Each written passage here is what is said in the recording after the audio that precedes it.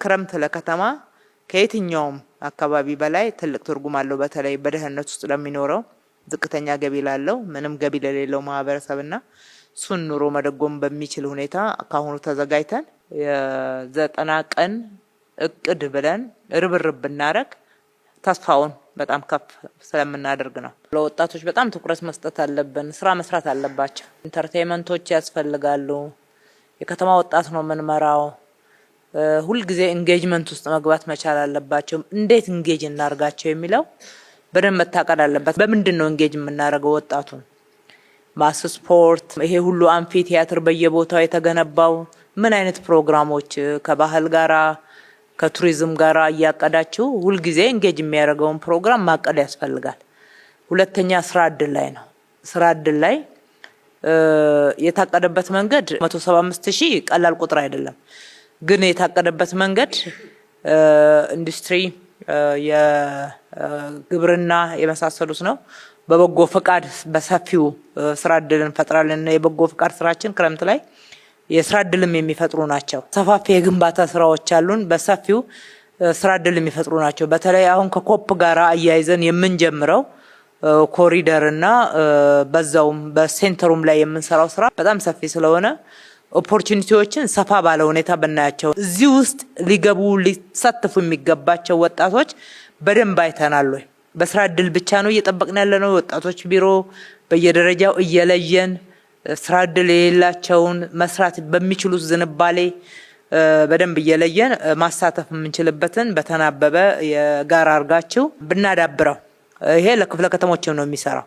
የሆነ መነሻ በሰጠናችሁ ልክ ብቻ የምትመለከቱት ሳይሆን እንዴት አድርገን እናስፋው፣ እኛ ጋር ምን እድል አለ የሚለውን ወጣቶችን በደንብ ኢንጌጅ ማድረግ ያስፈልጋል። የሴቶችም የታቀደበት መንገድ አያረካም። እውነቱን ለመናገር ሰፊ የሆነ ተጠቃሚነትን ምን አዲስ ነገር ነው የምንሰራው?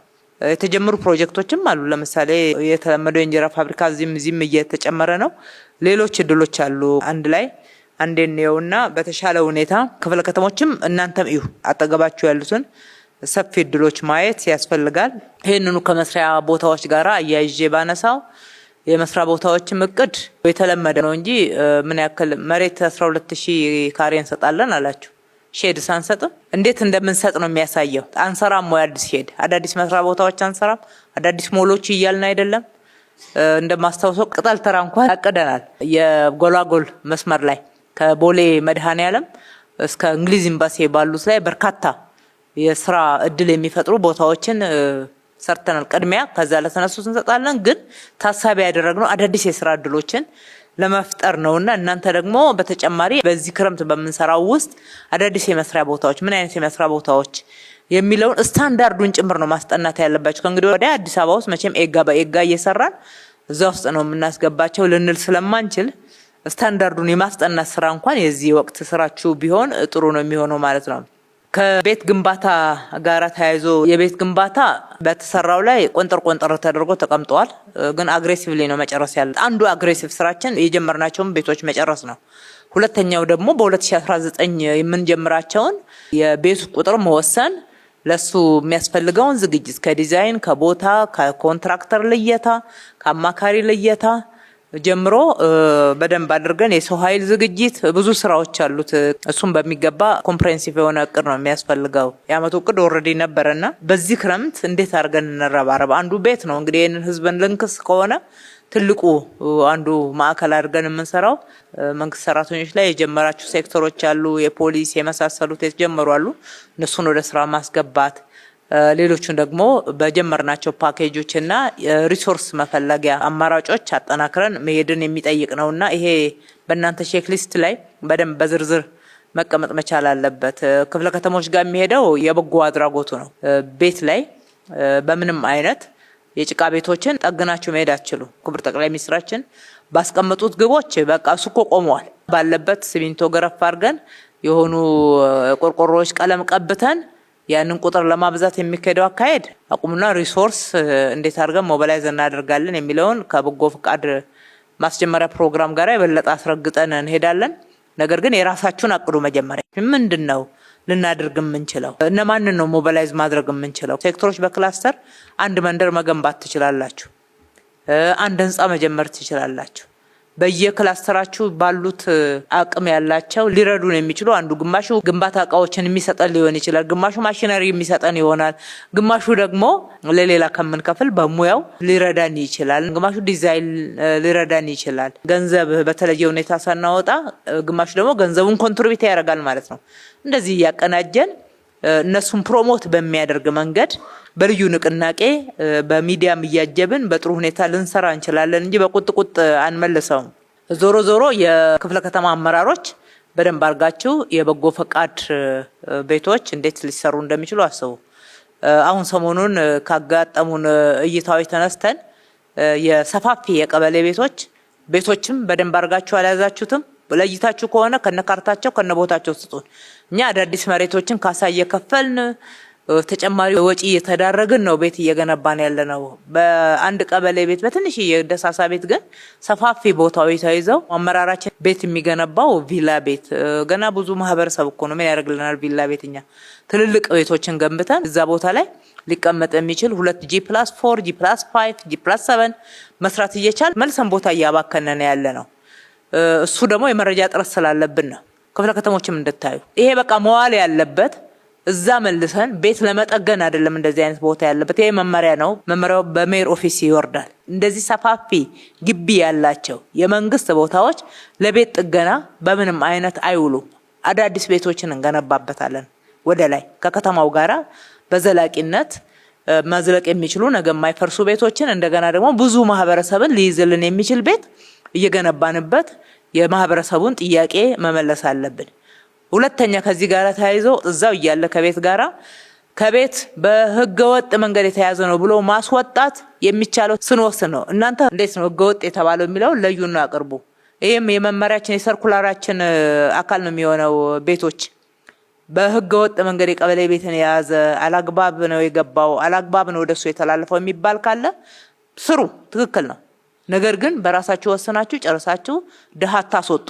ይሄ መንግስት አንዱ ልዩ መለያውና ዲፓርቸሩ ለድሃ ያለው እይታ ነው፣ ለድሃ ያለው ውግንና ነው። ከመኮፈስ ወርዶ አመራሩ ዝቅ ብሎ ከጠቅላይ ሚኒስትሩ ጀምሮ የድሃን ቤት ጓዳ አይቶ እያጎረሰ ቤቱን እየሰራ የፈለገ የሚመጣ ትችት በዚህ በኩል እንደማናስተናግድ እርግጠኞች ሆነን አመራራችንም የዚሁ ምሳሌ የሆነ ነው እስከታች ድረስ መውረድ ያለበት። ባለሀብቶችን ሞቢላይዝ የምናደርገው ለድሃ ነው፣ ለራሳችን ጉድለት አይደለም። የድሃን ቤት ለመስራት ነው፣ ድሃውን ለመጥቀም ነው፣ ህዝቡን ለመጥቀም ብቻ ነው። ከዛ ውጪ ሌብነት የጭቃ ቤትን እናፈርሳለን በሚል ሽፋን ውስጥ እንደዚህ አይነት ጥፋት ውስጥ መግባት ትክክል ስላልሆነ ቤቶች ደግሞ መረጃውን አጠናክራችሁ ስለማትይዙና ስለማትከታተሉ አቢዩዝ እየተደረገ እንደሆነ እንኳን ቶሎ አትደርሱበትም ማለት ነው፣ መዋቅራችሁም ስለሚተባበር። ስለዚህ ቤት እንገንባ በክረምት ስንል እነኚህ ሰፋፊ የቀበሌ ቤቶችን እንለያቸው። ሰፋፊ ግቢ የተያዘ እዛ ውስጥ ያለ ሰው እግረ መንገዱን ጥሩ ቤት ያገኛል። ልክ ቦሌ ጎላጎላ አካባቢ እንዳደረግነው ማለት ነው። አንድ ቤት ፈርሶ 70 ሰው ነው አይደል ቤት ያገኘው። በቃ በትልቅ ማሳያ እኮ ነው። ገብስ ተራ አዲስ ከተማ ስንት ቤት አፍርሰን ነው ያ ሁሉ ማህበረሰብ የገባው። መንደር አላፈረስንም እኮ ግን መንደር ነው የተፈጠረው። እንደዚህ ማሳያዎች አሉ። እዛ ውስጥ ያሉትም ሰዎች ቤኔፊት ያደርጋሉ። እዛችሁ ጠገንላቸው ብለን ሲሚንቶ ገረፋ አድርገን ቆርቆሮ እንትን ብለን ጎን ደግሞ ሌላ ወይ መሬቱን አካቱልኝ የሚል ሰው ይጠቀምበታል አጥሮ። ከዛ መሬት ደግሞ ይዞስ ከቆየ 7 አመት ሆኖታል። እንዲህ አይነት ነገሮች አሉ። እንትን ገንብቶበታል። አሁን ህገወጥ ከምንለው ቀጥተነው ብናካትትለት ይሻላል። ይሄም የቀበሌ ቤቶች ላይ ጭምራል፣ መሬት ላይ ጭምራል ማለት ነውና ብዙ ትልልቅ ስራዎችን እየሰራን በእንደዚህ አይነት ጉለቶች ስራችን ማነስ የለበትም ብቻ ሳይሆን ሀብት ይባክንብናል። በዚህ አይነት ጥፋት ደግሞ ሳያው ስንገናኝ ምህረት የለንም ማለት ነው። ከጎርፍ ጋር ተያይዞ አንዱ የክረምት ርብርባችን ነው።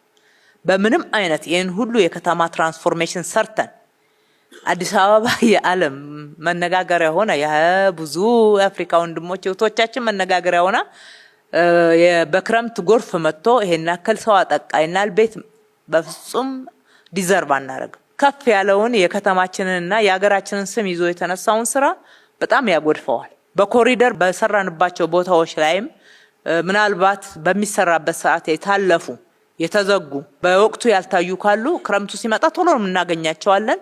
እጅግ በጣም ፈጣን የሆነ ምላሽ ያስፈልጋል። የሚመለከታቸው በጣም መቀናጀት መቻል አለብን ማለት ነው። በልዩ ሁኔታ እዚህ ክረምት ላይ ለውጥ የምናመጣ ነው። ከማንም በላይ ግን ክፍለ ከተሞች ናቸው ተጠያቂዎች። በዚህ ቦታ ይሄ ቢያጋጥማል አንደኛ እዛ ህዝብ ውስጥ ውላላችሁ፣ ታድራላችሁ፣ ትሰራላችሁ፣ ከማህበረሰቡ ጋር ተቀራርባችሁ ታውቃላችሁ፣ ችግር ያለበትን ታውቃላችሁ። የማዕከል ሴክተር ሁሉም ቦታ እንዲያውቅ አንጠብቅበት። እያንዳንዱ ወረዳ፣ እያንዳንዱ ክፍለ ከተማ አካባቢውን እንዲያውቅ ይጠበቃል። በልዩ ሁኔታ እንረባረብ ስንል ደግሞ ሁሉን ነገር ወደ መንግስት በጀት አምጡት ማለት አይደለም። አንዱ የክረምት በጎ ፈቃድ ስራ አካባቢውን ማጽዳት፣ ዲቾችን ማጽዳት፣ መሰራት ያለባቸውን አዳዲስ የጎርፍ መውረጃ ቦታዎችን መጠገንም መስራትም ጭምር ነው። እንደዛ ሲደረግ የክፍለ ከተማ አመራሮች ማሽነሪ ተለምናላችሁ፣ ሞቢላይዝ ታደርጋላችሁ። አንዳንድ የማሽነሪ ስራዎችን የሚያግዙ አጠገባችሁ ስራ ስትሰጧቸው የምትሉት ማህበራት አሁን ካረዱን ታዲያ ምንድነው? ኮንትራክተሮች በዚህ ካረዱን ምንድነው? ስለዚህ ከማህበረሰቡ ጋር እንዲህ ማያያዝ መቻል አለብን። የክረምት በጎ ፈቃድም ሲታቀድ በዚህ ልክ እናንተ ጋር ሲመጣ ዝርዝር የሆነ ማሳያዎችና እንዴት እንሰራለን የሚለውን ስልት ጭምር የሚመልስ መሆን መቻል አለበት። ስፔሲፊክም መሆን ይገባናል። ከሰብአዊ ድጋፉ ጋራ መጋዘኖቹ በደንብ ተሰርተዋል። ድንቅ ስራ ነው የሰራችሁት። በጣም ድንቅ ስራ። የአዲስ አበባ አመራር ታርጌት ተለይቶ ይሄንን ስራ እንዲህ ነው ከተባለ የሚወርቅ ነገር አላጋጥመንም። በደንብ ነው። በጣም ትልልቅ አብዛኛዎቹን አይተናቸዋል። ግን ጥንቅቅ ያላደረጉ ደግሞ አሉ እና ያልጨረሳችሁ ቶሎ አጠናቁ። ሰሞኑ አጠናቃችሁ እሱን አንድ ጊዜ በጥሩ የህዝብ ንቅናቄ እናስመርቀዋለን። ባዶ መጋዘን አንመርቅም። ሁሉም ውስጥ ምን ለመያዝ ነው? ሰብአዊ ድጋፍ ለመያዝ ነው። ከዓላማው ጋር ነው የሚመረቀው ማለት ነው። ሞባላይዝ ያደረግናቸውን እስካሁን ድረስ ሰበሰብናቸው ብለን ስንገመገማቸው የነበሩ ሪፖርት ያደረጋችሁትን የሚበላሹ ያልሆኑ ሀብቶች አሉ ማለት ነው። እነሱ ሀብቶች ወደ መጋዘኑ ገብተው አሰራር ተበጅቶለት የወጪ የገቢ ስርዓት ተደርጎለት አለው። እሱን ግን የአደጋ ስጋትም በደንብ የሚጠየቅበት ነው የሚሆነው። በቁጥጥር ስርዓቱ በበጎ ፍቃድ በኩል ክፍተት አለ ከተባለ ግልጽ የሆነ ውሳኔ፣ አደጋ ስጋት ደግሞ ድንገተኛ የምንረዳው ነገር አለ ከተባለ የነበረውን አሰራር ፈትሸን ግልጽነቱን ጨምረን በዛ መንገድ የምናስተዳድረው ሀብት ነው የሚሆነው። በማንኛውም አይነት ሁኔታ ችግሮች ሲያጋጥሙ ተጨማሪ የማንንም ድጋፍ ሳንጠይቅ ከተማዋ ራሷን የምትችል ሌሎችንም የምትረዳ ከተማ ሆና ነው መውጣት ያለባት። አጠቃላይ ራስን መቻል ለማወጅ ዝግጅት እየተደረገ ነው። አንዱ ማሳያኛ ነንና ሁሉም ጋር የተሟላ መሆኑን ማየት ነው። የአረንጓዴ አሻራ ስራችን ሌላኛው ትልቅ ትኩረት የምንሰጥበት ትላንትና አጠቃላይ አመራሩ በተገኘበት ክብር ጠቅላይ ሚኒስትራችን ይፋ አድርገውታል። 8 ቢሊዮን ነው እንደ ሀገር ዘንድሮ የምንተክለው። በየክፍለ ከተማው ቦታዎቻችሁን በሚገባ ለዩ። አዲስ አበባ ከዘንድሮ በኋላ 30% መሙላትና ዓለም አቀፍ ተወዳዳሪ ከተማ መሆን አለባት የሚለው እልህ በደንብ ይግባብን። ግድ የላችሁም እንችላለን። እስከዛሬ እንደዚህ አቅደን ያልቻልነው የለምና አትሊስት ዘንድሮ 6 ሚሊዮኑን ከኮፕ ጋርም ተያይዞ ሰፊ ቦታ ስለሆነ እያዘጋጀን ያለ ነው። ራሱ ወደ 300 ሄክታር ነው የሚደርሰው የኮፕ አካባቢ። እኛ ግን በዘላቂነት ከተማችን እየገነባን ነው። በዘላቂነት ምግብ የሚገኝበትን ስራ እየሰራን ያለ ነው። ስራ እድል እየፈጠርን ያለ ነው። እዛው እያለ ለጊዜው አንድ ኢቨንት ጉዳይ አይደለም። እሱ ትልቅ ክብር ቢሆንም ለሀገር፣ እኛ ግን አጋጣሚውን ተጠቅመን ከተማችንን በሚገባ ገንብተን የምንወጣበት እድል ነው ያገኘነው ለማለት ነው። የገቢ በዚህ በሰኔ የ2018ቱን እንዴት ነው የምናሳካው? መሳካት መቻል አለበት። አንዱ እሱን ነው የምናየው ከ90 ቀን እቅዳችን ውስጥ። ሁለተኛው የ2019 የገቢ እቅዳችን የገቢ ፖቴንሻል ተጠንቷል። በኢንዲፔንደንት ተቋም አጥንተናል። ለሁላችሁም እናቀርባለን። ምን ያክል ከፖቴንሻላችን ያነሰ ገቢ እንደምንሰበስብ ኦብጀክቲቭሊ ሳይንሳዊ በሆነ መንገድ ማሳየት ችለዋልና እሱን እናያለን። ግን እሱን መነሻ አድርገን ገቢዎች ዘንድሮ አብዛኛው ዝግጅት የምናደርግበት ስለሆነ አስፐር ዘ ፖቴንሻል ለመስራት ዘንድሮ ግን ምን አዳዲስ የገቢ መሰረቶች አሉን? ገቢ መሰረት ማስፋት ላይ የአሰባሰብ ስርዓታችንን እንዴት አድርገን እናጠናክርና ወደ ሲስተም እናስገባ የሚለው ነው ዋናው ትኩረት የሚሻው። ከንቅናቄ ስራዎቻችን ጋር ተያይዞ በማስ ስፖርት፣ በእግር ጉዞ፣ በደም ልገሳ፣ በጽዳት፣ በውይይት ዲቾችን፣ በአረንጓዴ ልማት ተከላ በቃ ህዝቡን እስከ መጨረሻ ቀጥሎ ደግሞ በበዓላት በጣም ኢንጌጅ አድርገን ነው ይዘን የምንዘልቀው። ቋግሜን በስራ በልማት እንዴት አድርገን ህዝቡን ኢንጌጅ እንደምናደርገው ክሊር ሆነን የሆይታ የሰረሞኒ ስራ ሳይሆን ውጤት ይዘንበት የምንወጣው ስራ መስራት እንድንችል ነው ያሰብነው። ከአገልግሎት ጋር ተያይዞ በዋናነት ሁሉን በአንድ ጊዜ አንሰራ፣ ፎከስድ መሆን መቻል አለብን። ፎከስድ ለመሆን አንዱና ዋንኛው ሁለቱንም የመሬት አገልግሎቶቻችን ምን አዳዲስ የመሬት አገልግሎቶችን ነው ወደ መሶብ የምናስገባው? የትኞቹን ነው በብዛት ሰው የሚመላለስባቸው? አትሊስት በዚህ በ90 ቀን ውስጥ አዳዲስ የምናስገባቸው ላይ በይፋ እንነጋገር። ሁለተኛ ከገቢ በርካታ አገልግሎቶችን ወደ መሶብ አንድ ዲጂታል ማዕከል ማስገባት አለብንና እሱን ዝግጅት ነው ትኩረት እንድታደርጉ የምንፈልገው።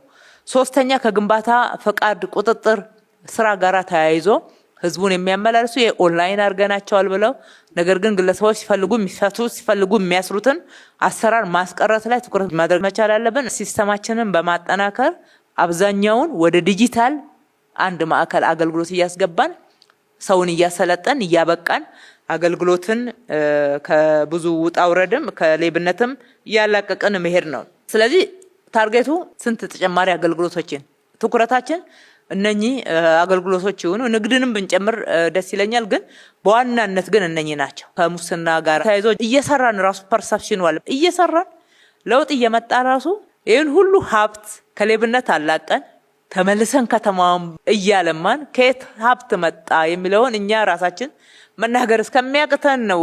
ምንም ማጋናን አይደለም እያወራን ያለ ነው። ማንም ሰው አይቶ እየመሰከረ ያለው እውነት ነው። ልማትን የሚቃወሙ አካላት እንኳን መቃወም የማይችሉበት ደረጃ ደርሰዋል። ይሄ የከተማው ሀብት ነው። ከሌብነት ከዘረፋ ባናላቀው ከየት እናመጣለን? ነገር ግን ፐርሰፕሽኑን ዝም ብላችሁ ቼክ ብታደርጉ የአዲስ አበባ ላይ ሌብነት አመራሩም ይላል ፐርሰፕሽን አለ። ችግር የለም እያልኩ አይደለም። ችግር በጣም ጉቦኝነትና እድሉ ከተገኘ በተገኘው ቀዳዳ ገባ የማለት ፍላጎቱ ትንሽ አይደለም አለ። በተለይ ጉቦኝነት በጣም አለ። ነገሮችን ጥቅም ካላገኙ ስርስር ማድረግና ማስለቀስ፣ ማቆየት፣ መተብተብ አለ። ኮምፕሊኬት ማድረግ አለ። ቅንነት ማጣት አለ። እሱን እንድንሸፋፈን አይደለም ጥሩ ሰርተናል የምንለው። ያልተሻገርነው በሽታ ነው። ለመሻገር ደግሞ ጥረት እያደረግን ነው። መሶብ አንዱ ትልቁ ማሳያ ነው። እሱንም ቢሆን በዚህ ደረጃ የተሰራ ስራ ያው ብሶበታል። ስርዓት ወደማይሆን ሄዷል። ጭራሽ አሰራር ነው። በይፋ ነው አካውንታቸውን የሚሰጡት። እንዲህ ነው የሚለው ንግግር የተደጋገመ የሰራነውንም ስራ እየደፈቀው ነው ያለው። ስለዚህ የ90 ቀናችሁ እቅድ ውስጥ መግባት ያለበት እንዴት አድርገን ነው በትክክል የተሰራና ለውጥ የመጣውን ናሬሽን በሚገባ መሸጥ የምንችለው? እውነት ስለሆነ ኮሚኒኬት ማድረግ በሚገባ ያስፈልጋል። ከአመራር ማጥራትና መልሶ ማደራጀት፣ ማሰልጠን፣ ማዘጋጀትና በተሻለ ኢነርጂ ወደ ስራ ማስገባት አንዱ ተልኮ ይሄ ነው። እዚህ ውስጥ በተልኮ ነው በቃ ሰውን የምንገመግመው በሰጠነው ተልኮ። የአመቱ ስራ ደግሞ አለ እዛ ውስጥ ተልኮ እንዴት ፈጸመ ነው። ደስ የሚለው አዲስ አበባ ከ2014 ወዲህ ሰው በተሰጠው ተልኮ በተሰጠው የተልኮ አይነትና ልክ ነው እየተገመገመ ያለው። እዛም እዚህም ትንሽ የሚያጋጥሙን ነገር ካለ ደግሞ አኮርዲንግሊ ፖዚቲቭ ኢነርጂን እየጨመርን ተጨባጭ በሆኑ ጉዳዮች መመልከት ተገቢ ነው የሚሆነው። በጥቅሉ በተቀናጀ በተደራጀ መንገድ እንስራና ውጤታማነታችንን አሁንም ከፍ እናርገው። ሁሉ ጊዜ ኮንቲኒቲ በቃ የአዲስ አበባ ከተማ ውጤት ሁሉ ጊዜ ተደማሪ አዳጊ የሆነ የሚሄድ እንጂ የሆነ ቦታ ላይ አንድም የሚንገራገጭ የስራ አይነት እንዳይኖር በጣም እርግጠኛ ሆነን እንምራው። ሰው በተሰጠው ልክ ይለካ፣ ስራ በዝርዝር ይሰጠው። ስራ ለክተን ለሰው ሳንሰጥ ሰውን ለመገምገም አንሄድ። በሰጠነው ስራ ልክ በሰጠነው የስራ አይነት ሰው ተልኮውን መወጣት ከቻለ አለቀ። በግምገማ ሂደታችን ኦብጀክቲቭ ይሁን። በተልኮ ምለው ለዛ ነው። በፐርሰፕሽን አናጠራምም አንገመግምም። ስፔሲፊክ ተልኮ የሌለው ሰው አይለንም። ተልኮውን ሲፈጽም ግን ተልኮውን በጣም በፍጥነትና በጥራት በመፈጸም ሽፋን ውስጥ ደግሞ ጥፋቶችን አንሸፈንም። ይኸውላችሁ አመራሮች ምን ማድረግ አለብን መሰላችሁ? አጠገባችሁ ጥቃቅን ችግሮች ሲያጋጥሙና ይሄ ለምን ሆነ የሚል ማጉረምረምና እይታ ሲመጣ እድል ስጡ ለማየት። ግድ የለም ከማንም በላይ እናንተን ይጠቅማል። ሰው ይናገር፣ ይሄ ጎድሏል፣ ይሄ ትክክል አይደለም፣ ይሄ ጥሩ አልተፈጸመም የሚለውን ፊት ለፊት ለመናገር አንደኛ እንለማመደው። አጥርታችሁ እዛው ይሄ ጉዳይ እኮ እዚህ ወዲያው ክላሪቲ ፈጠሩ። አይስፋፋ። ህዝባችንንም የምንመራውንም እንረዳው። ተናገረ እኮ ህዝቡ ምንድነው የምንፈልገው አለ። ዲሞክራሲ። ለዲሞክራሲ ያለውን ጽናት እኮ ነገረን። ዲሞክራሲ፣ ሁለተኛ ልማት፣ ሶስተኛ ሰላም። ይሄ ችግርና ግጭት ባለበት ቦታ ሁሉ በሚገባ ኮሙኒኬት አድርጓል። ህዝቡን ስንረዳው እኮ ነው የምንመራው። ስለዚህ እነኚህን ነገሮች አጥብቀን እንይዛለን ማለት ነው። በውስጣችን እኛ አንዳችን ለሌላችን ዲሞክራት ካልሆን በመገጸጽ በማስፈራራት በዛ በዚህ በመቆጣት የምናሰራው ሰው የለም። ሲያጠፋ ጥፋቱን ነው የምንቆጣው፣ ብልሽቱ ነው የምንቆጣው፣ ትክክል አይደለም የምንለው። ከዛ ውጪ ስንመራ፣ ስንገመግም፣ ስናሰማራ፣ መልሰን ፊድባክ ስንሰጥ በጣም አፕሮቻችን ዲሞክራቲክ መሆን መቻል አለበት።